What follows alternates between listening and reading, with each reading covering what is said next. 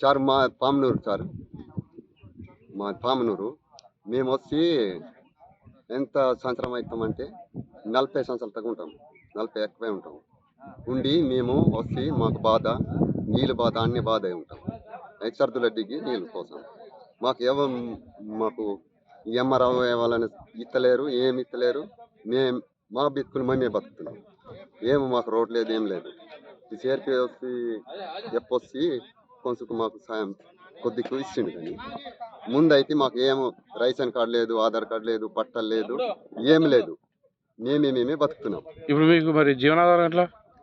ఎట్లయితే ఎవ్వరు మాకు చూడలేదు. అప్పుడు ఫస్ట్ ఎవరైనా చూడలేదు. ఇదే పరిస్థితి మాకు బాధ ఉన్నది. ఈ మా పొలం అయితే అప్పటి నుంచి మేము చేస్తున్నాం. ఏం పొలం చేస్తారు ఇక్కడ? వరి పొలం, వరి పొలం, బొబ్బేరు పొలం అన్ని చేస్తున్నాం. ఇది చేసి బతుకుతున్నాం. పొలం కొంచెం మన ఇది చేసిన పెట్టి కొంచెం అది దొబ్బిండు. కానీ అదేం కాదు, మాకు నీళ్ళు ఇచ్చిండు, బిందెలు ఇచ్చిండు, ఇది కమ్మలు ఇచ్చిండు, నీళ్ళు మెసిగిచ్చిండు. ఇప్పుడు అప్పుడైతే ఎండాకాలం అయితే దూరం పోయి 2 సర్దులు దిగి నీళ్ళు మోసుకొస్తున్నాం. అప్పటి నుంచి బతుకుతున్నాం. ఏవాళ్ళ మాకు సాయం చూడలేదు గవర్నమెంట్ నుంచి. గవర్నమెంట్ మరి మీరు ఏం అడగలేదా?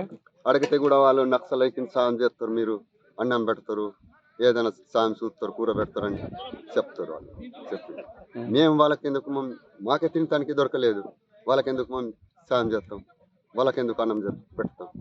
ఇదంతా మాకు తిప్పలు పడుకొని బతుకుతున్నాం. ఇప్పుడు ఇక్కడ క్యాంప్ పెట్టిన తర్వాత ఎట్లుంది మీకు?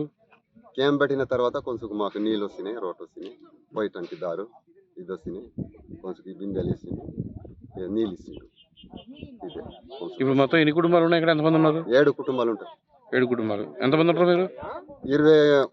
22 మంది ఉంటాం. 22 మంది. Local to global news at your finger tips. మీ చేతిలో ఒక ఆయుధం. Download Raw TV app. Media legend Ravi Prakash is back.